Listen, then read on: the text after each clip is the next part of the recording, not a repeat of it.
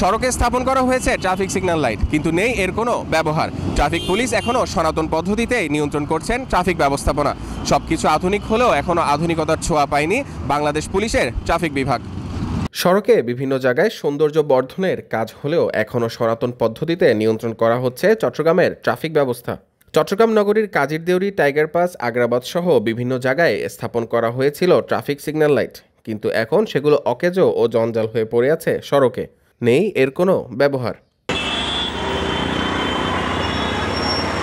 সড়কের নিয়ম শৃঙ্খলা নিশ্চিত করার দায়িত্ব পালন করে থাকে পুলিশের ট্রাফিক বিভাগ। তীব্র গরমে রোদে পুড়ে হাতের ইশারায় ট্রাফিক ব্যবস্থাপনা নিয়ন্ত্রণ করতে হয় চট্টগ্রামের ট্রাফিক পুলিশদের। ট্রাফিক লাইট থাকার পরও নেই এর কোনো ব্যবহার ও এর নির্দেশনা। আমার ট্রাফিক যখন হাত দিয়ে ইশারা দিচ্ছে, আমার ট্রাফিক যদি এক কদম আগায় তারপরও পিছন থেকে গাড়ি কিন্তু আগানো শুরু করে। তো এটা আমাদের একটা কালচারে আসতে হবে, যে কালচারে আমরা চলতেছি আসলে এভাবে সম্ভব না, এভাবে ডিজিটাল ট্রাফিকিং সিস্টেম চালানো সম্ভব না। সিটি কর্পোরেশনের অব্যবস্থাপনার কারণেই এখনও চট্টগ্রামের ট্রাফিক পুলিশ সনাতন পদ্ধতিতে ট্রাফিক নিয়ন্ত্রণ করছেন। অদক্ষ চালকেরা এই সনাতন পদ্ধতিতে ট্রাফিক নিয়ন্ত্রণকে খুব একটা গুরুত্ব দেয় না, যার কারণে ঘটে দুর্ঘটনা।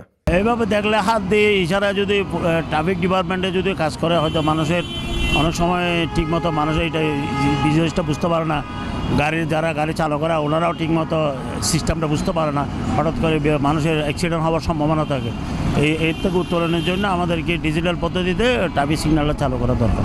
হাতের ইশারায় গাড়িকে থামার নির্দেশনা দিলেও তা যেন জোর করে মানতে চান না চালকেরা, যার কারণে ঘটছে প্রতিনিয়তই দুর্ঘটনা।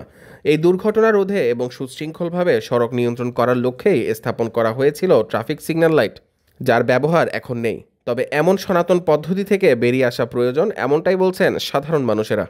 পুনর্স্থাপনের জন্য ভালো হয়, কারণ হাতে ইশারায় যদি ট্রাফিক সিগন্যাল চলাচল করে অনেক সময় বিপদ ঘটতে পারে, অনেকে খেয়াল করতে না পারে, এভাবে তো বিপদের সম্মুখীন হবে।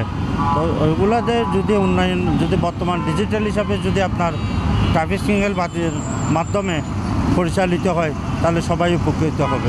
সড়কে ট্রাফিক সিগন্যাল লাইট যেমন প্রয়োজন, ঠিক একইভাবে প্রয়োজন চালক ও যাত্রীদের সচেতনতা। আসলে বাংলাদেশের অর্থনৈতিক পরিস্থিতি এবং বাংলাদেশের বর্তমান পরিস্থিতি সব মিলিয়ে যেটা আছে, আমরা আসলে যদি আমি ড্রাইভারের হিসাবে চিন্তা করি, আমরা এখনও এটাই চিন্তা করি যে আমি দেখি ট্রাফিক পুলিশ আছে কিনা। যদি ট্রাফিক থাকে, সে যদি রাস্তায় দাঁড়ানো থাকে, তাহলে আমি চিন্তা করি যে সে সিগন্যাল দিয়ে দাঁড়ায় রয়েছে।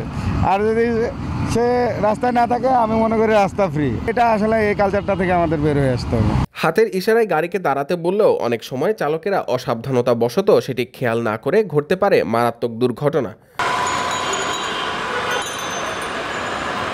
এ বিষয়ে রয়েছে সিটি কর্পোরেশনের দুর্বলতা। সাধারণ মানুষ এবং পুলিশের ট্রাফিক বিভাগ চায় অতি শীঘ্রই যেন সড়কের শৃঙ্খলা ফেরাতে নেওয়া হয় যথাযথ ব্যবস্থা।